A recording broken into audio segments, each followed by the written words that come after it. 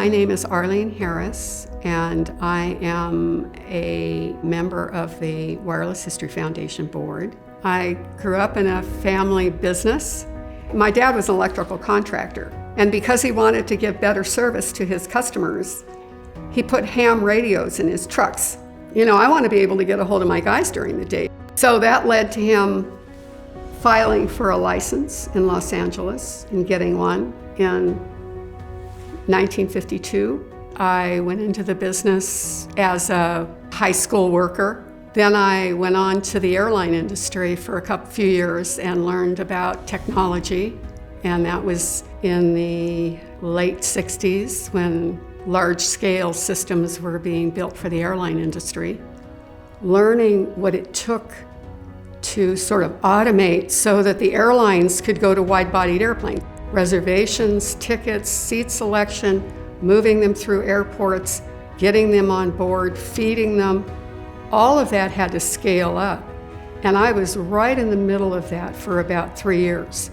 Very little was done, if anything, that I could find that would support a workflow.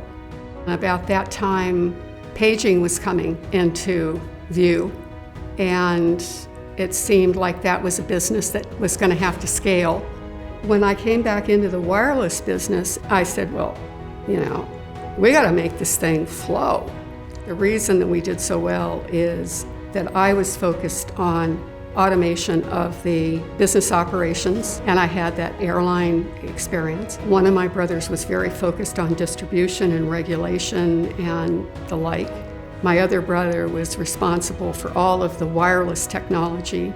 We were more successful than any other operation pretty much in the world. We had British Telecom and people from Hong Kong coming to our operation to see how it ran 10 years later. So it's those underserved niche markets that always sort of intrigue me. How can we give some of this advantage to people who can't afford all those phones? They have to make a phone call. They're going to be late for an appointment. They're in the back of a cab in the middle of Manhattan. How can we let them have access? One of the things that I was an innovator of was the development of the first prepaid systems. I had a software company. We were in the billing business.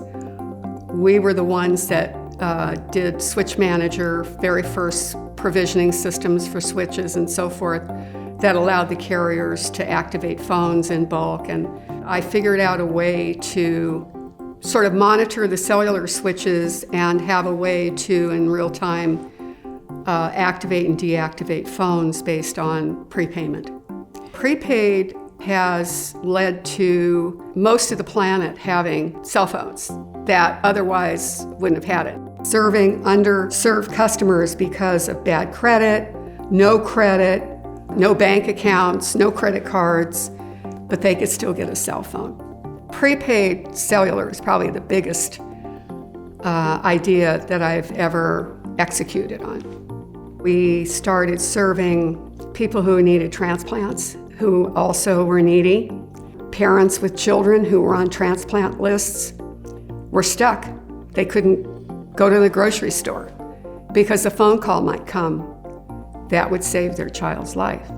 We started a program called LifePage, and we took it nationwide. So we had a huge registry of 60,000, 70,000 people on the transplant list who were getting pro bono paging services. Ironically, my brother, who was key in starting that, ended up on the transplant list himself.